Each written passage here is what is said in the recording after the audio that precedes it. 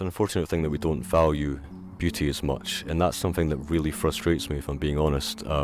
I think about it a lot whenever I see Tokyo or New York or wherever it might be, and there's just these great slabs plastered over with advertisements, and there's neon lights, and there's, of course, in London with the Gherkin or whatever it's called, the Shard. It's hard to describe, actually. There's so many different layers to this. It's like Gormenghast, except even more aloof and strange and otherworldly.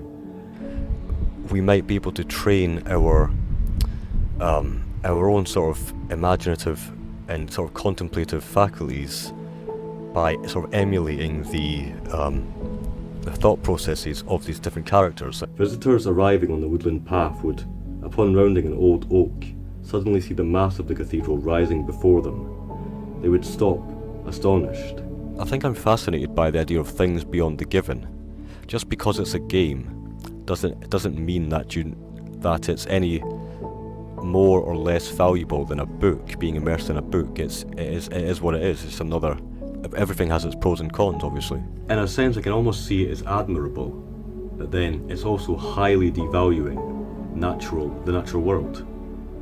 To think that this world is just a stepping stone to something higher. Elements and archetypes that are not so far-flung, quite simple, like fairy stories and things like that, and I think it does stick to that like core basis of standard fantasy. It's the thing made real, and it's just, obviously, as you can imagine, it's almost difficult to imagine. It's just this great colossal tree branching out in every which way, and I believe the blossoms are compared to flame. It's just beautiful. It's almost like Toperion and Laurelin from Silmarillion. It almost reminds me of, did I request the maker from my clay to mould me man? Just see this idea, this image of things working upon a person to create, to mould a person.